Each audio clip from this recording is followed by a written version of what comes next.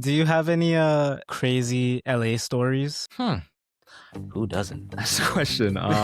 What was it like working with Sexyy Red? She's not like she portrays herself online, I'll say that. I cannot make this up, dog. He had a stuffed Donald Duck in the studio. Tell me why this dude started feeding the gummies to the stuffed Donald Duck. Rolled up a $100 bill and snorted the Adderall off the desk. Bhad Bhabie to Catch Me Outside Girl. Recently, when we were in the studio, a bunch of TMP stuff came out about us, but we're literally in the studio because of Soulja Boy, my career as an engineer kind of got a kickstart. What were some of the early struggles for you in the beginning? The Grammy from the Bhabie soundtrack. I was homeless during that session. During Sexyy, I was homeless during that session. Like, they want to let me live in the studio. Like, I'm literally taking sessions from all these majors, and they don't know that I live in the studio. We ain't about to watch the damn movie. I didn't watch it until the actual Grammy Awards happened, and then we won. And then I watched it after we won. Would you say it was worth it in the end? 100%. I wouldn't change a thing. Oh my God. You're too inquisitive. You're so nosy. Stop minding my business.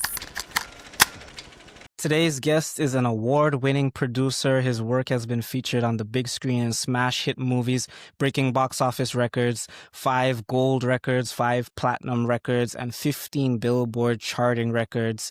And the first Virgin Islander to win a Grammy is the one and only Physic. Welcome to the show, man. Appreciate you. One correction, though, not producer, engineer. Engineer. Okay, my bad. All right, engineer. There we go. Very first thing I gotta ask you is, what was it like working with Sexyy Red? It was cool.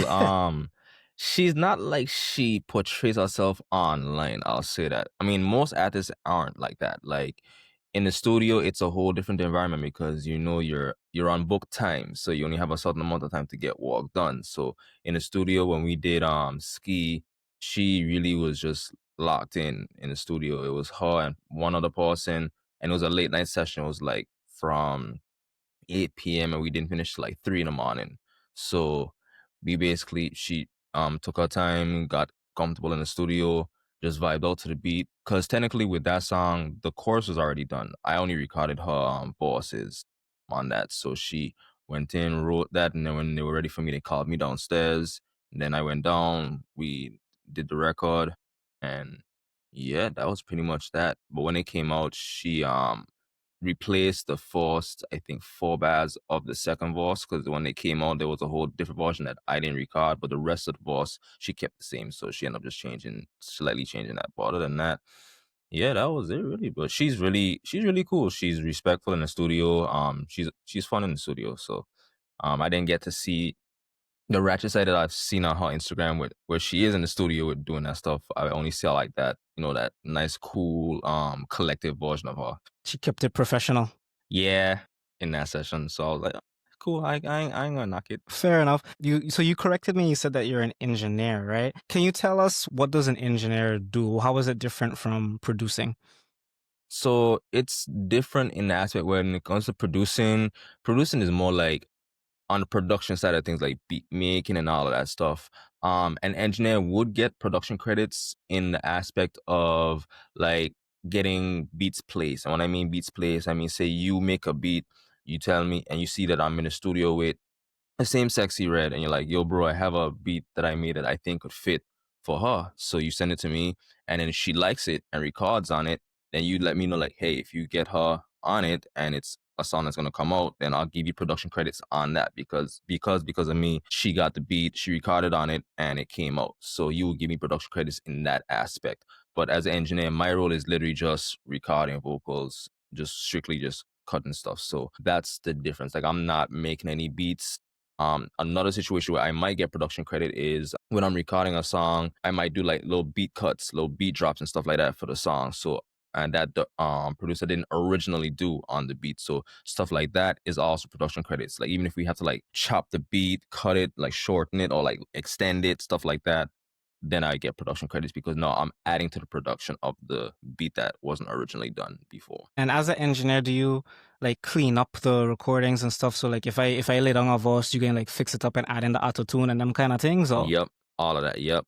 Yep, no, that all of that falls under the same category with engineering, mixing, mastering, EQing, cleaning up all any discrepancies in the audio, me taking all of that out, polishing it with auto tune, doing like reverb and echoes and all that stuff. All of that falls under the engineering umbrella. So another famous person that you've worked with and you've worked a lot with is Bhad Bhabie, the Catch Me Outside girl. What's it like working with her, and how did that link like come about? And you could tell me about how the link with Sexyy Red came about as well too. Okay, so I'll go back to the Bhad Bhabie first before I go to the Sexyy Red. Mhm. So Bhad Bhabie, that came about in 2021. I got connected to the studio, but it's called Hallway Studios in Sherman Oaks here in California. One of my colleagues, we were trying to find a studio this night, but damn near everything was booked up. And then out of nowhere, he found a spot. So I'm like, all right, cool. So I pull up to the studio, and it doesn't take long for me to understand the studio setup. Once it has the basic run-ins and you let me know, okay, this is the aux, this is the talk back so you can talk to the artist in the booth, this is how you switch between the speakers, this is the volume knob for everything, this is the mic input and all that. So, okay, cool, I'm good. So when I was able to just run the session smoothly, the owner just liked how I was able to just get right into it without any issues, just off my first time being there. So they called me back to the studio for the whole week. And then one of those days, they were letting me know, hey, Warner is trying to book the studio. Well, not Warner, really. One of the A&Rs at Warner, because one of the A&Rs that Bhad Bhabie's still cool with was at Warner at the time. So he was trying to book the studio for her. So we got in, and then she asked me if I was available. I'm like, yeah, I'm available. So they got me in, and that's how I linked with Bhad Bhabie, and I've worked with her since 2021. She's pretty cool in the studio. She's nothing like she's portrayed on social media either. It's like she's Really? very intelligent. Yeah, she's actually very intelligent. Like you sit down in the studio with her, you'll be like, oh, you actually know some shit. Like you're not Like just there's a method to the madness. yeah, exactly. And the thing about social media is everything is just like it's a whole twisted narrative. A lot of things are just twisted differently because people only see one side of the story. So I I just don't really like pay attention to all the online stuff. Even like recently when we were in the studio, a bunch of TMZ stuff came out about her, but we're literally in the studio. It's me, her boyfriend, and their clique of people that they bring to the studio, and we're all like one cool collective. You know what I'm saying? So it's like everything you kind of got to take it with like a grain of salt at the end of the day. But working with us is dope though. Like we got a lot of like records in the cuts, so it's just a matter of when those drop. Sexyy Red, that came out through Trinidad James actually. Being at the same hallway studios, I'm just chilling, and he hit me. He was like, "Are you available?" Because his studio was like 20 minutes away from where I was. So I was like, "Yeah, I'm cool. Let me pull up." So because of him reaching out, I got onto the Sexyy Red ski to engineer on ski, and also the Babby soundtrack because that was one of his sessions too, and that session just happened randomly. So all of that, so Sexyy Red and the Babby album, all of that was because of Trinidad James. So before we get into that, I just want to talk a little bit more about Bhad Bhabie, because you've worked with her a lot and you continuing to work with her. Like it's not a one-off something. So has it gotten to the point now where like she hits you up and she's like, hey, I want to record something, and she like you kind of like her go-to guy at this point, or like how does it work out? It just depends on the situation because right now she's in a mode where she's working with a lot more different producers and different writers. So some producers have their own engineers. Some writers have their own engineers. So it might be a situation where she might be in with this writer and they already have the engineers. So she's working with them, getting records done. What would happen is her boyfriend, he's kind of like her A&R/manager. Like he's the one who would hit me and be like, hey, you available tonight? She's trying to get in and do this. We're trying to go to this studio, we're trying to do this, we're trying to do that. So it's always her boyfriend who's always making the connects to make things happen. So he would hit me and find out if I'm available, and then I get in with her and we just do whatever we need to do. Because we were in like 2 weeks ago. And yeah, we did a dope record actually. So we just gotta get back in and just finalize that and clean that up, and then whenever it's ready for release in their eyes, it comes out. Yeah, she's a dope artist. She's one of the few celebrities that I actually follow and pay attention to. And not because of the whole ratchet or whatever stuff. I genuinely think she makes really, really good music. I think she's Yeah. a really good rapper. And one of my favorite songs with hers, I think she has this one with Tory Lanez that I love so much. I can't Babyface remember. Savage. Babyface Savage. Yes, I love that song so much. I That think is, it's crazy you she's said that, 'cause that is also my favorite record.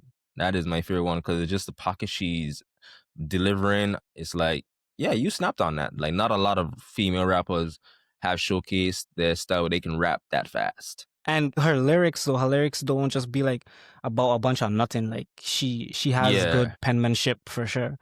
Yeah, that's one thing she doesn't like to do is talk about that because especially now more than ever, she's a mom.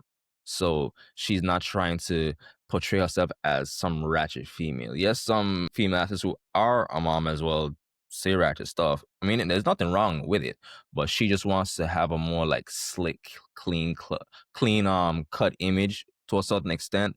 But some stuff she'll still like pop her shit, don't get me wrong, but it's like she doesn't want that to like be her main thing. So she wants to like try different things, and the stuff that we've been working on, she definitely has a palette range of different things.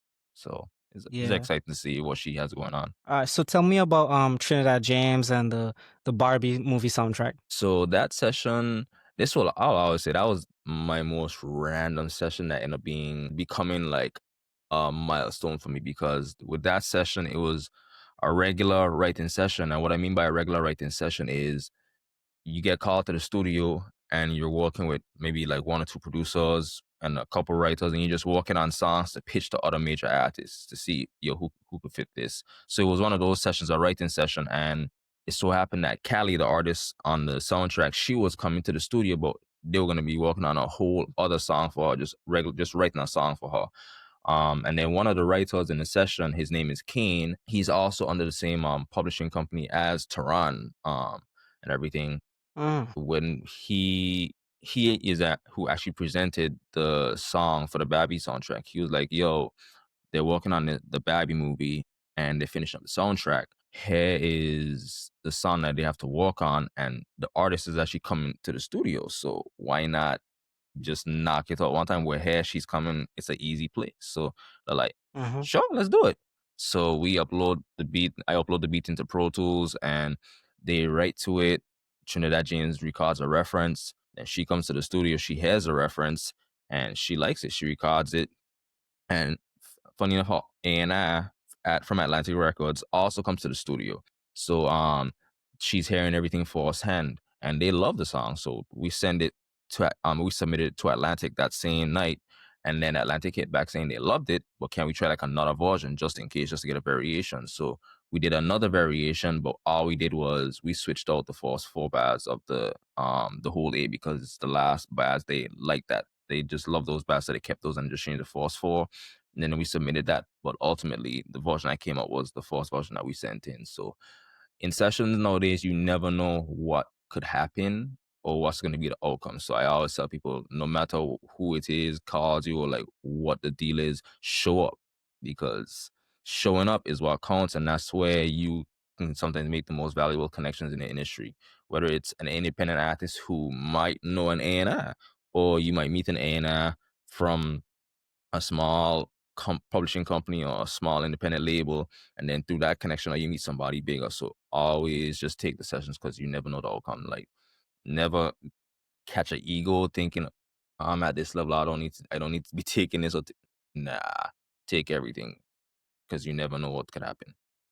That's some really good advice for real. I mean, like people always say, "Oh, dude, you get so lucky or whatever." But I mean, luck is a part of it, right? You get lucky to be blessed with the opportunity, but that's where Mhm. the hard work comes in, is being prepared to work on the opportunity, to accept the opportunity, receive it, and do the work. So you have to always be prepared. You can't just be sitting down doing nothing and hope things just fall in your lap. Because the thing is with me, I've been doing this since 2018, and just to give people an idea, when people say, "Oh, you got lucky," I've been doing this since 2018. I did not pop off like my name being solidified in the industry as an engineer until 2023. Just to put that out there, like I've gotten like little bits of work here and there, but to get something that put me up there in the chats as an engineer, because the first thing I got was a placement with my homeboy Wayne on a beat in 2020 with Polo G. That was my first Billboard placement, but like playing an A&R role. But as an engineer, my first big break was in 2023. So that's 5 years of working before I get my first big break. This don't happen overnight. And I'm blessed to even Yeah. say that because some people don't get a big break for years. So the fact that I got mine after 5 years of being in the industry, yeah, it's a blessing. What was that first big break in 2023? So that was Polo G, his second studio album, The Goat. We did his D&D single. I had a session with Polo G literally a month before the pandemic happened. And through that session, his A&I was also in the session. And this was when she was at Columbia Records. It's funny, with this session, I was still an intern at the time. So his session fell during the time I had to be on my schedule at my studio, cleaning up and everything and getting the rooms prepared. So we had a group chat with some of our interns that if you needed to take a session and it was during your shift, hit the group chat, see who can cover for you. And if they can, then you cover for them, you cover back for them whenever they need you to. So that's how we walked Yeah. that. So one of my colleagues, he covered for me so I could take the Polo G session. And from that session, when Polo left, it was just me and his A&I left in the studio. So I asked her, how can I get beats to you for Polo? Because I think at this time he was finishing up his second album. So she was like, the same email that you send in the session to send, a beat pack to that. So I'm like, okay, cool. So I do that and I literally think nothing about it. I leave it alone. And then I would say probably a week or two later, she DMs me on Instagram. I'm literally getting back to the spot around, this is like 10:30, 10:45 at night. I'm getting back home from my internship shift, and she DM'd me saying Polo is cutting to this beat right now. And the beat was called Eat or Stab. And this beat is a beat I've been sending around to multiple artists for like 2 years, hoping somebody would get on it.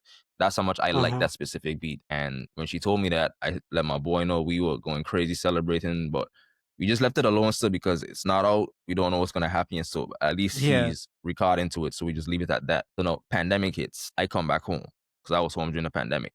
So one morning I wake up and I see my producer comment on Polo G's post talking about glad to be a part of this.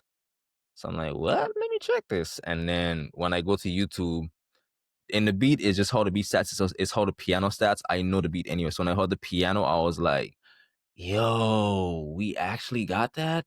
So then we went number 2 on YouTube with that, and then we hit the Billboard chat the next week, and then the album came. He announced the album, and we actually made the album, and he was even saying that D&D, which is the name of the song we did, that was the last song he recorded for the album. Wow. So the fact that we barely made the album. So getting that was life-changing for us. So that put us up in a different space to like open doors to work with more people.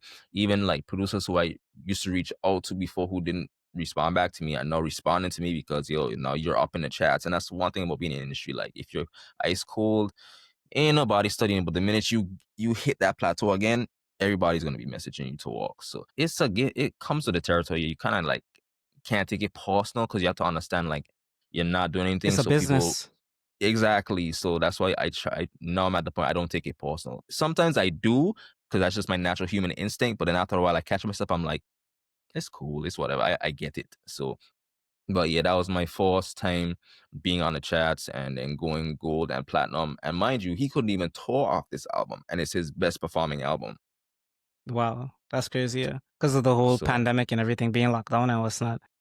nobody could tour, do anything. So we're just relying on people in quarantine just playing the song. And to see that we went gold and platinum during the pandemic, that's something to feel blessed about because not a lot of people were going gold and platinum during the pandemic. So I'm blessed to say that we were one of those people who were able to achieve that goal. When would you consider that the point where you feel like, all right, now I could call myself successful? Or did that come a little later on? To me, it was a stat. I wouldn't say I felt successful yet. I mean, I felt successful in a way where I was able to hit Billboard because being that this was my first time on Billboard, now I can say I've successfully hit Billboard and gone gold and platinum.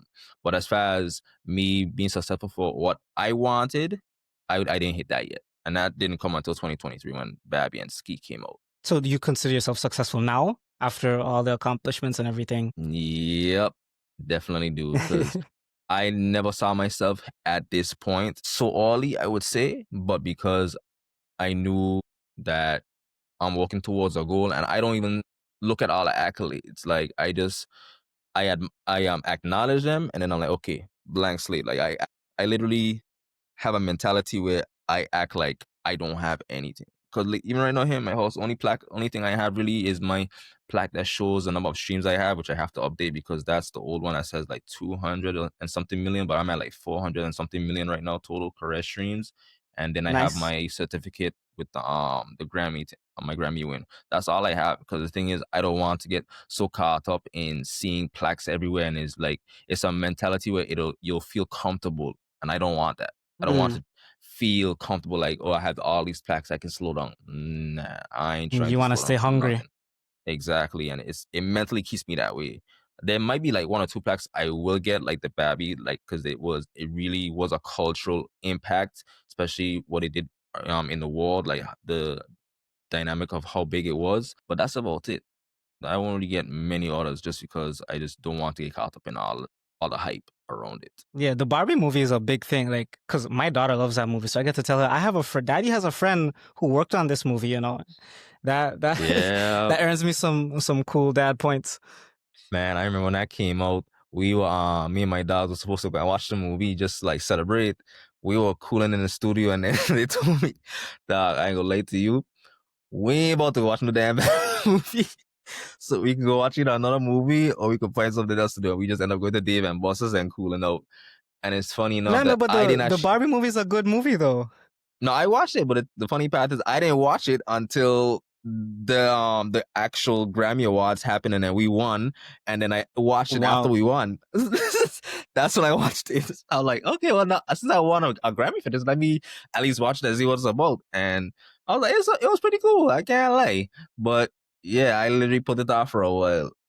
I don't know what made me put it off that long, but I was like, yeah, let me just finally just watch it just for the hell of it. And it's funny because no, like I was growing up with my sister, I would mock about her Barbie dolls, and now to see that Barbie is what got me a Grammy, so she laughs at that. But to me, I like it. I'm like, hey, it's a little sibling gift. It is she laughing at me over that. It's a priceless moment, so I wouldn't trade it for anything. You know what I'm saying? So it brought us closer in a way, so I'm cool on that. Yeah, man. So okay, I want to take it like back a little bit, Mm-hmm. from like starting back at home. Because I mean, Mm-hmm. a lot of people might probably not even notice, but I remember when you used to walk on the ferry, and I'd be catching the Mm-hmm. ferry to come either between Anigada here. Me and you would sit and talk, and we would talk about dreams and aspirations, what we wanna do. Mm-hmm. And I always a big fan of your music from then when you were a rapper. Mm-hmm. We used to send each other stuff all the time, and I always used to tell myself like, I know this dude gonna make it somehow, somewhere. I don't know when it Mm-hmm. can happen. And I always tell people I'm so proud of you because you always stick with it from Right. us talking about it on the ferry to where you is Mm-hmm. now. So tell me about what prompted the love for music in the first place, like your childhood and all that stuff. Like where does it come from? So at the time, this is my perspective, 'cause I can't talk for everybody on this, but growing up, when it came to being popular on the island, it's like you either play ball, either pat a drum Mm-hmm. corps, you either do music, or you have a scooter. So that's the one way how you popular on the island if you do any of these things or have a scooter or whatever. So for me, Yeah, them it them them just girl like them bike man. you check. So it's like, man, look. So for me, the music just helped me. At first, it was just me being funny because I started as a Mm-hmm. hobby. Just every Saturday night going Caribbean by my dog TJ and just doing dumb freestyles in the bedroom until he gave me the program, taught me how to use it. Adobe Audition 1.5 Portable, that's the one I first started on. And, that's what started everything. And just from that, just continuing to just work on stuff. No, don't get me wrong. Yeah, the boy was garbage at the time. Like, I mean, garbage. Like, even like my friend circle, like I respect them because even though they told me like, yo, dog, this doing song good, they still encourage me with it because they saw how much I like doing it. So it's not like I'm Mm-hmm. garbage and like, yo, hang up the mic. This ain't for you. Nah, like shout out to Pap, shout out to Rivon, shout out to TJ, shout out to IJ, who else? Ata, Adelan, you know what I'm saying? All of us just doing a bunch of freestyles and everything. Even Vanquish, JJ, all of us just would be just all working on music, you check. So eventually for me, it just got to a point where I remember 2013, we had local artist night at the village, and they were looking for more acts to perform, more local acts. So I hit up Push Pop and I was like, yo, I'm down to perform.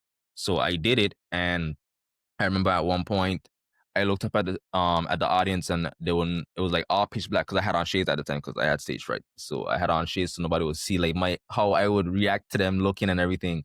And then I remember looking back again, and I seen a bunch of phone lights up. And at that moment I was like, yeah, okay, I like that. And then coming off the stage, just getting dap up from a few people saying, yo, you did your thing, dog.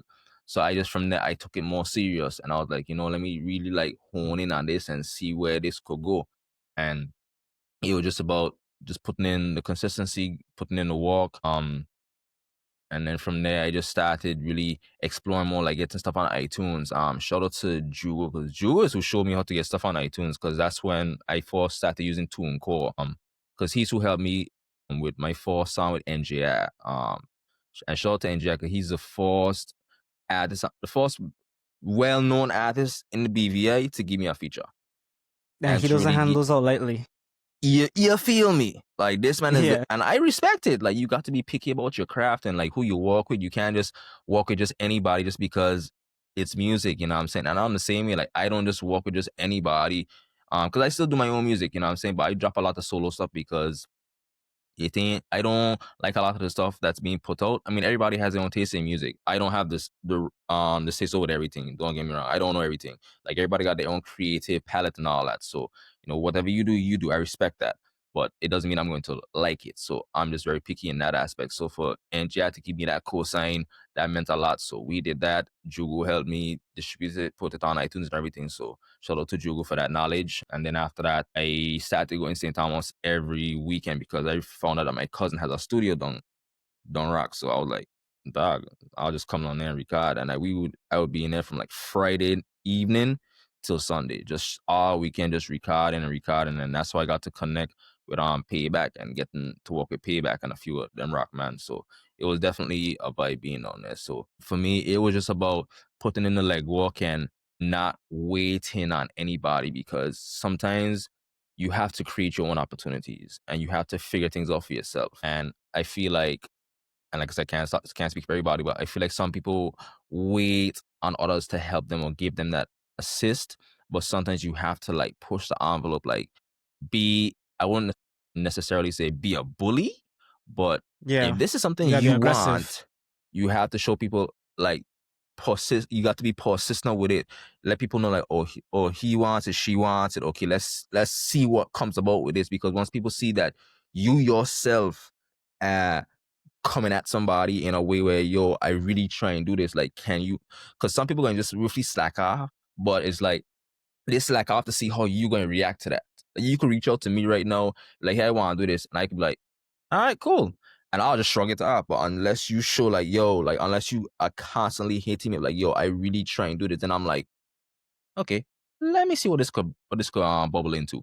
And then from there, you have a situation. So it's just about putting in the time, the work, the energy. Even working on the boat, these men could tell you, I used to bring my laptop to work every day. Even when we on the dock, like, you see me make beats on the boat. Don't get me wrong that the beats are trash, but I remember. No, I actually like a lot of your beats from the ones from what I remember. Okay, I appreciate that. But it's like all them times, like we could have an hour layover, 2 hour layover.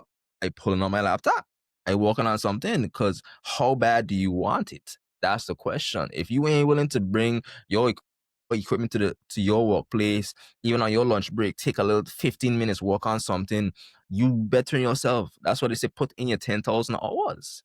Like, how much are you willing to, how far are you willing to go to make it work for yourself? And I was willing to go all out. My father could tell you, I would spend my last dollar, my last penny to get to where I need to go with this. So, and that's the difference between me and other people. Like, I'm willing to go that far. If you ain't willing to go that far, then it just shows that you don't want it. Yeah, I understand 100%. And I could literally vouch for everything you're saying. Going back to the beats thing, though, I don't know if you remember, but back then I would try and do a little thing rapping too. So I don't know if you remember, but you used to send me beats same way too. Oh yeah, I remember that. I remember. them beats, I ain't gonna the mixes. If I listen back to them, no, I know that mixes was garbage, dog. Yeah, but for what we had to walk with back then, them were like the top of the top. Like you were one of the best, to me, one of the best beat makers at the time for sure. Man, this before I linked with Chacho and them, man, because when I had linked with them, man, I had really see what production was sounding like. I was like, let me just put these beats away because man got this thing elevated, but nah, you got to start somewhere, you know what I'm saying? Like everybody starts somewhere, and that's where I started from. And then because I realized for me, making melodies ain't my strong suit. Drums is my best thing. And even doing drums, I fell back on production now. Like I do it once in a while, but no, I just get beats from other producers and I shop them around because I'm an engineer in the industry, and the person who's closest with the artist is the engineer because we're in the studio with them. We're literally communicating, recording the sound. So that's the best person to get beats to. So that's how I do now. I just facilitate now, and that's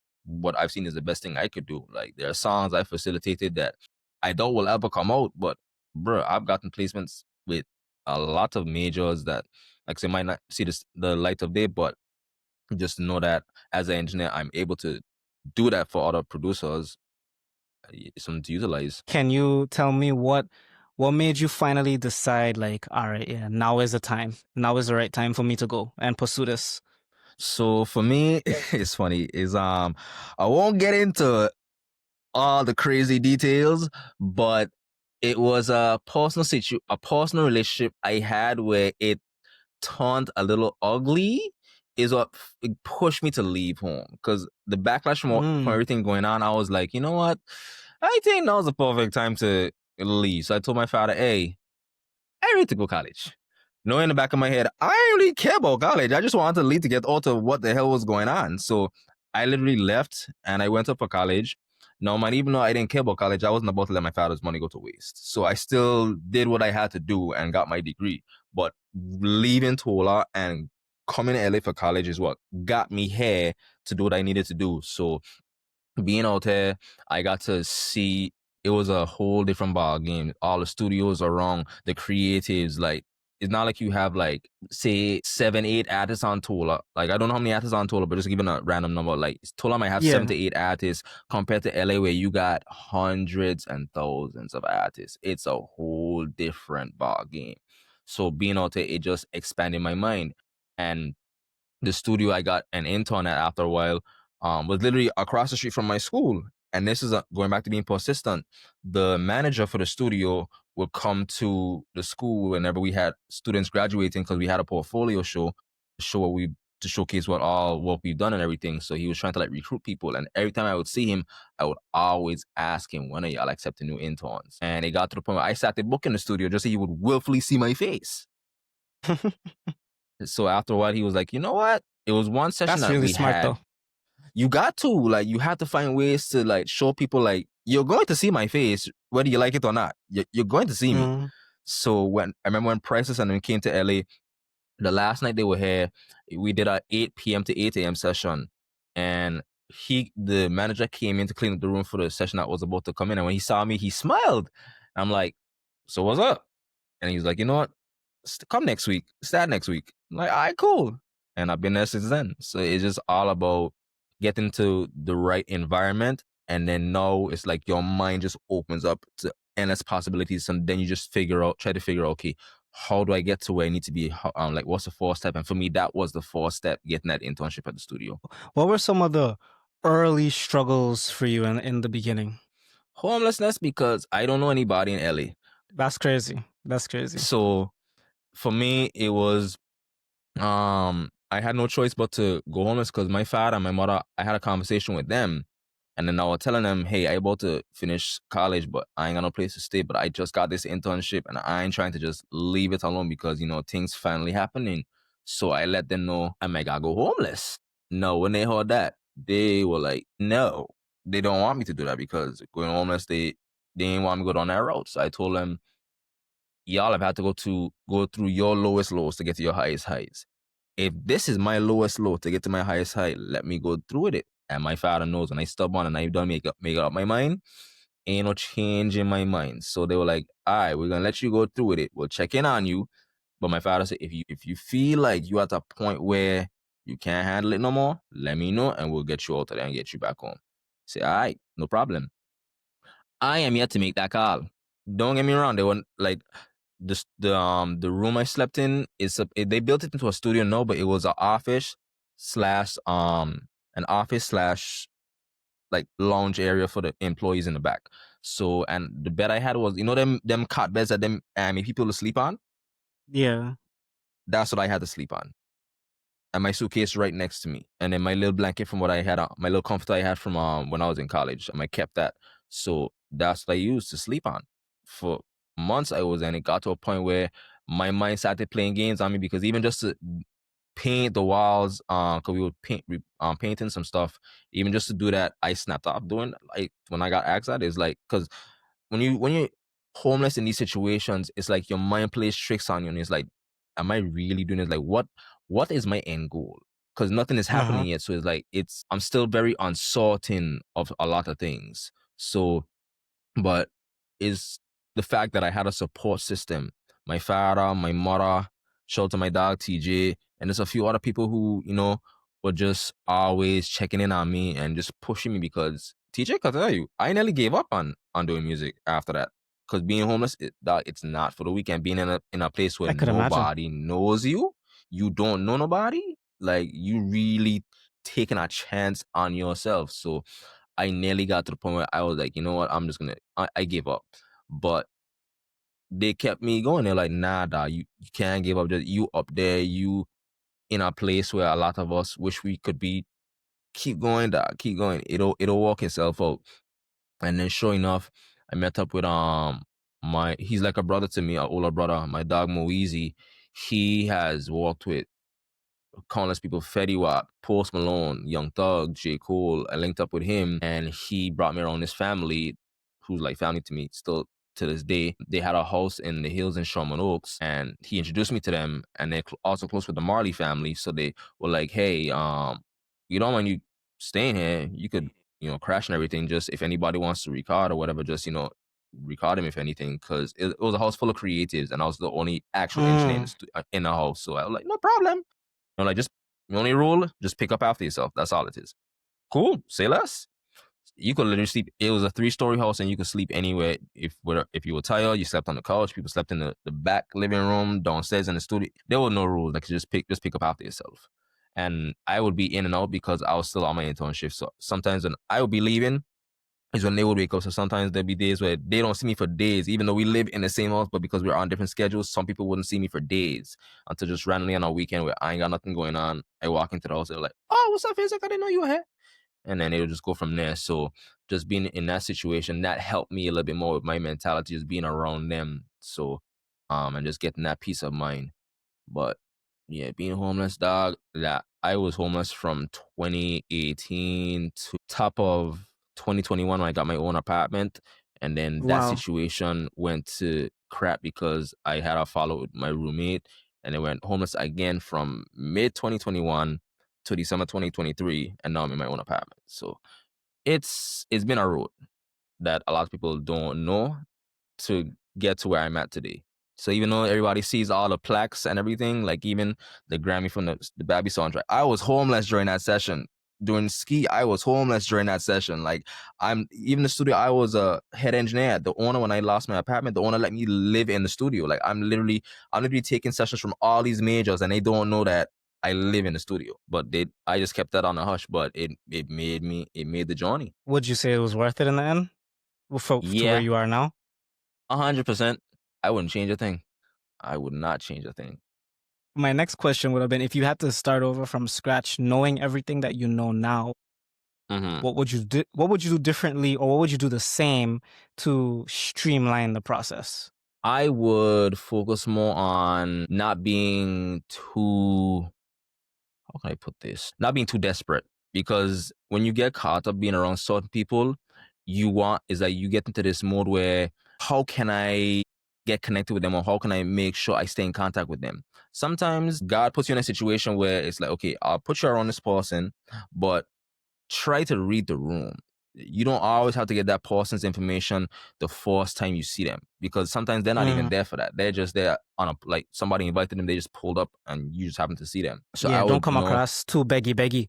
exactly. And I had to learn that I had with certain people, but it's cool. Like, I'm at a point, I'm at peace with it. I'm like, you learn things. You have to learn things in order to understand how things are. And I learned that perfectly with one of Drake's people. His name is Preem. I remember seeing him for the first time in a Sweetie session. He had just happened to be invited to the studio. So, and I'm engineering on the board, so I ain't got time to just pause the music, stop. Hey, how you doing? Da da da da da. I don't have time for that.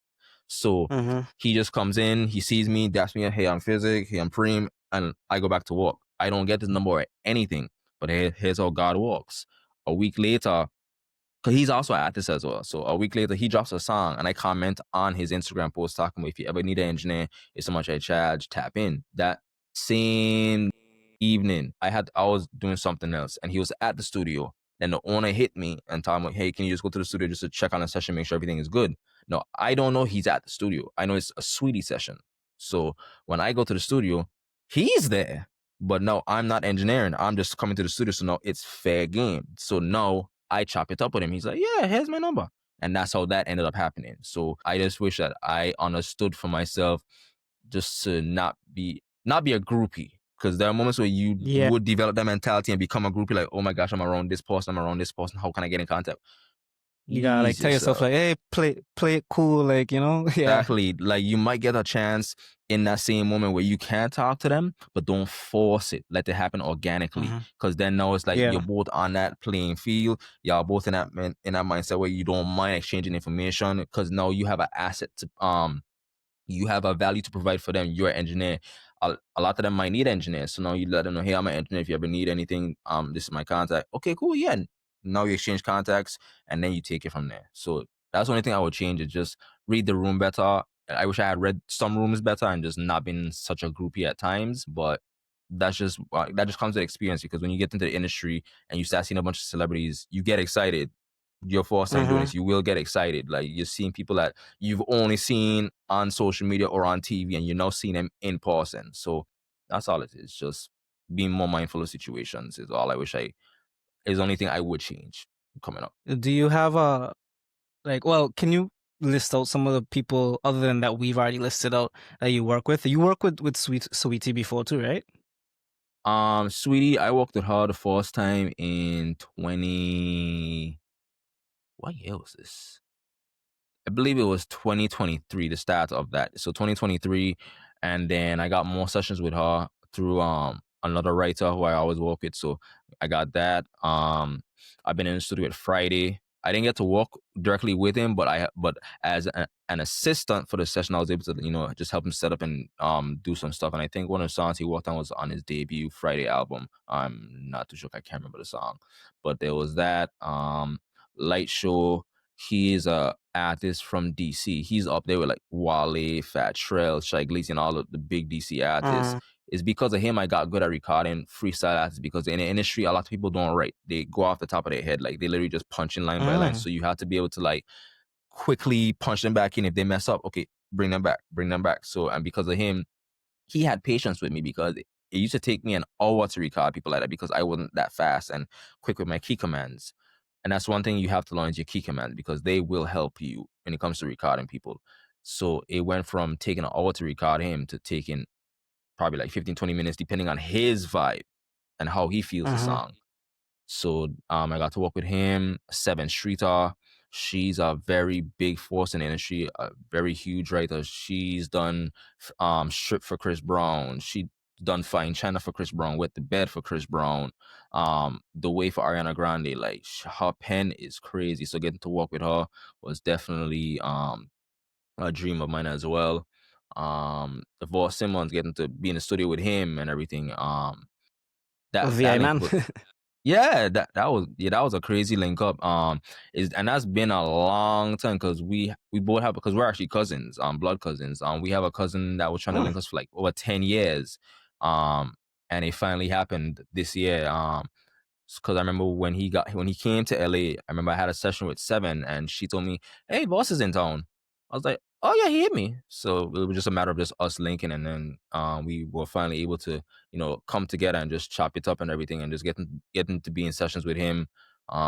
Definitely dope seeing that energy. So he's one. I haven't directly walked with him, but he's invited me to sessions, and just seeing how he walks, definitely a blessing getting to be a part of that. And witness that. Other people I walked with, Soulja Boy, he was the stat. Really, it's because of him Oh, my career actually took off. you need to tell me about Soulja Boy. Soulja Boy is my favorite artist from when I was a kid. Like, you gotta tell me, Yup. what was it like working with Soulja Boy? What is Soulja Boy like in real life? In real life, I can't say because studio life and real life are two different lives. I'll be very honest. Fair enough, fair enough, fair enough. Yeah. Yeah. So with him, I didn't even know it was him. And this was a random session because we were at the studio. And this one I stayed past my internship. My shift used to finish at 10 p.m. But this one night I just hung around because a lot of the employees were there at the time. So we were just chopping it up in the lounge. And I remember the owner for the studio, he texted me around midnight asking me, "Hey, you want a session?" It took me 5 minutes to answer that mission because I used to hate doing night sessions around this time. I was like, you know what? Yeah, why not? He's like, okay, cool. Still didn't tell me who it was. He just like, they'll be there soon. Just get the room set up for them. Okay, cool. He doesn't show up till 2 a.m. So now he pulls up to the studio, regular BMW. He doesn't have on any jewelry, so I don't know who it is. And the car is kind of like tinted, so I can't really see properly. So I guide him to his parking spot, and I go back in, and I make sure everything is all good to go. He comes into the studio, and I see his signature PTE chain, meaning Palm Tree Entertainment. And when I see that, I'm Mm. like, I look up and I'm like, oh shit, Soulja, what's up? He daps me up. We introduce ourselves, and then I grab my jacket from the back because the room is cold. I'm kind of shaking because it's like, yo, this is Soulja Boy I'm about to like work with, and I've never worked with any other crazy major like that. So this is like my first actual major session like that. So I'm like, okay, let me just do my best and everything. The session went well, but the problem is, one thing about California, marijuana is legal out there, recreational and medical marijuana. So I'd never Mm-hmm. been hotboxed like that before. This man smokes a whole pack of backwoods. So that's 5 backwoods by himself in a room that has poor ventilation. Dog, Mm-hmm. when I tell you I am high out of my mind. The session was only 3 hours, luckily. But I remember when we were done, I went to the back and I went back on the cot bed. My head is spinning to the point I'm holding on to the cot bed, thinking the whole room is spinning. And then the next day, when I finally wake up and I kind of like catch myself, the manager was like, "Have you been on Soulja Boy's page?" I'm like, "No, why?" He tells me, "Check it out." So when I check it out, one of his boys who was in the session recorded us vibing to one of the songs, and he posted it on his Instagram, and everybody saw me, and everything for me just went up from there. So That's dope, man. because of Soulja Boy, my career as an engineer kind of got a kickstart because of that. That's cool, man. I'll always credit that man for giving my career that boost at the end of the day. Do you have any crazy LA stories?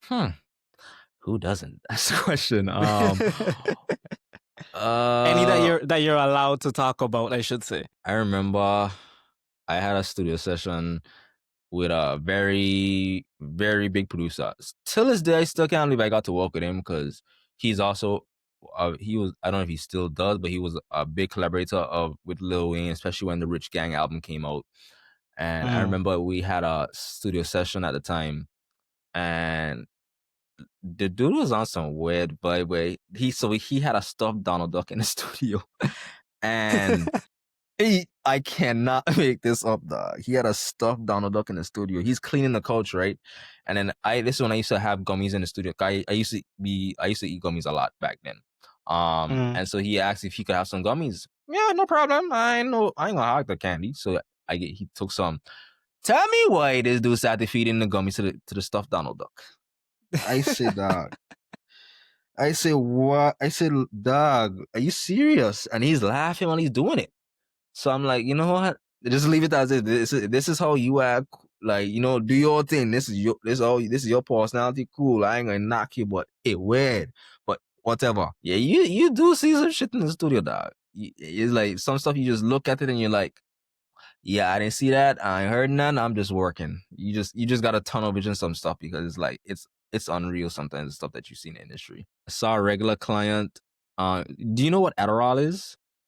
I'm pretty sure. For ADHD. Yeah, so It's I had a speed. Yeah, so basically it's like what mainly a lot of college kids use it because it helps them to like focus on their work, especially when they have a whole workload to do and everything. Yeah. So they had a session with an artist who crushed up Adderall till it was a powder, rolled up $100 bill and snorted the Adderall off the desk in Did front it of help me. them? Did it help them with the music? I don't remember because I was too busy stunned at the fact that I literally saw somebody sniff Adderall like they sniffed a line of cocaine. I was like, oh wow. Would it have been less shocking if it was cocaine? I would have probably had the same reaction because it was just my first time seeing somebody sniff anything just randomly like that. Like I've only seen this in movies and TV shows, and to see it happen just right then and there, I was like, and it was right next to me. I was like, when I saw it, I'm like, I phased back the screen. I'm just like, okay, let me just edit these vocals. The heck? So yeah, dog. Other than that, that was really it, honestly. But yeah, you just got to be prepared for anything because this is an industry where anybody can get anything. You know, Adderall, Xanax, lean, it's whatever. Like you just see things and you're like, all right, well, if that's your vice, that's your vice. I ain't judging you. Just along, you keep that over there. I've had people ask me if you like you want this, and I'm like, I'm good. I don't need none. Who's your dream collab with that you haven't worked with yet? I think just because he's it would be T-Ron because for me, because of how big he is and also growing up looking up to him, both him and Timo, and just being inspired by their music and their journey, just getting to work with Tehran for me would be like, yo, like I've made it within my field. Like even though other people have worked with him, for me just coming up and us also being in the industry and the fact that we both won our Grammys the same night, like the same year, it would just signify that for me, like, yo, I got to work with Tehran and do this and do this. So yeah, my career is made. Anything else after that is God given, but I feel like just once I work with Tehran, yeah, I'm good. That's cool, man. I hope one day that happens. That'll be really dope. It'll happen. Just gotta keep planting the seeds. That's all it is, and just keep walking. That's the thing about me. I just keep on walking. I don't really worry about. I set goals, but it's funny. Like I'll set a goal, but I don't technically like to worry about it. Like I have a whole like list written down of stuff that I would want to accomplish, but I don't study it. I just write it down, and then I just go to work. Like, okay, if it happens, it happens. If it doesn't, that just means God doesn't want this to happen. And that's happened where situations have arise, like with Ice Spice. I remember her manager reached out to me talking about, yo, I see you work with a lot of female rappers, and you know it'd be cool for y'all to work together. I'm like, yeah, sure, let me know. But that situation never came through. I don't know when if it still will, but you just gotta leave it up to God. Like I'm not like forcing anything at this point anymore. If God wants to happen, it'll happen. If it doesn't want to happen, it just wasn't meant to be. I hope that happens too, because I love Ice Spice too. That'll be pretty dope. Look, I could play Ice Spice every day. I don't mind listening to her music. Like she's dope. So if that does happen, man, I just hope it does. I hope it does. All right, what's next for Physic, man? You going to be doing like some songwriting? You got anything else planned, or what's It's next funny, for you? somebody asked me that the other day about songwriting. For me, songwriting isn't it for me. Even though I do my own music, I don't see myself as a songwriter because there's a lot that goes with songwriting. And one thing that really gets to me is just the fact that you can write a song right now for somebody, but you don't know when it's coming out. And on top of that, your royalty split on that. Like you can't predict things in this industry. Like somebody might say, oh, they're dropping a song. Like you could write a song right now and then they'd be like, oh, okay, we're about to drop this in a month. A month could go by, a year could go, you never know. So just the uncertainty with the songwriting is why I wouldn't do that with other artists. But other than that, for me, I want to hopefully get into the space where I'm an engineer, like I'm a touring engineer, meaning like recording wherever, recording on a jet, recording overseas, like a whole other country. Like a lot of like my peers have done. Some have gone on tour with certain artists, and wherever they are, they're recording. You know what I'm saying? So that's definitely a goal that I would like to reach eventually. So that's something that I'm planting the seeds for. And then also more accolades, more Grammys, more plaques. So you know, of course. Just got to keep walking for it. Yeah, man. Well, thank you for giving us the time to do this interview. I really appreciate it, bro. Now is the chance for you to let the people know if there's anything that you want to promote, your social medias, anything where the people can find you. Now's your chance. If you just want to leave a message with the people, go ahead. If y'all want to connect with me, because I'm not on Facebook that often, I'm rarely on there. You can connect with me on Instagram at Laws of Physic, LAWSOFPHYZIC. tap in with me. I don't use Facebook at all. Like, only reason why I still have Facebook is because now they have it connected to your actual business page and not just your personal by itself, which is lame. So, but other than that, yeah. So find me on there. You can find me on Twitter as well at the same thing, but I hardly use that as well. I'm mostly on Instagram because that's where you'll see all my work. Because everybody in the industry, the first thing they ask you when you're leaving a session is, "What's your Instagram?" So everybody is on Instagram. So you can find me on there. And yeah, that's really about it. So All right, cool, yeah, man. Anything else you wanna tell the people? don't give up on your dreams, man. At the end of the day, support is important when you're doing what you're doing, especially in the music industry, because this is a career where it's not tangible. Like there's no guarantee with it, but support goes a long way. And I wouldn't be here today if it wasn't for the support of my father, my mother, my aunt, my grandmother, my cousins who poured into me. And like I said, shout out to everybody. My brother TJ, shout out to Jugo. Knowledge he's bestowed on me and everything. You know what I'm saying? So it's just a lot of select individuals who've been there and supported me. You know what I'm saying? Support goes a long way. You can't do it by yourself. You need that support. Agreed. So, shout out to everybody who's poured into me and been there throughout my journey. You know what I'm saying? That's great, man. Jugo's the GOAT, cause Jugo to help a lot of people, even behind the scenes, even with this podcast, the first episode, Jugo, I got a lot to thank Jugo for saying, so big up Jugo again one time. Yeah, because at the end of the day, and I don't mean to knock back home, but home has a lot of gatekeepers. Like, if you are not liked or popular, nobody gonna care. You could be the most talented person, but if you don't fall into that caliber, nobody's gonna really care about you that much. So the fact that Jugo was willing to, share that information with me those years ago, and know that I am here and I could pass that on to other people, give Jugo his flowers at the end of the day, you know what I'm saying? Because not a lot of people are willing to give out that sort of information. That's like a golden ticket, you know what I'm saying? So I always love and respect Jugo for that. Facts. Petition to give Jugo a statue in Tola. Yep. Give Jugo that, man. I need give the man his props at the end of the day, you know what I'm saying? Give the man his props. Facts. All right, man, Physic. It was great talking to you, man. This was a great conversation, a lot of laughs, a lot of information. I appreciate you, brother. Of course, I appreciate you for having me on here. I see what you're doing. Keep doing it. The sky's only the limit, man.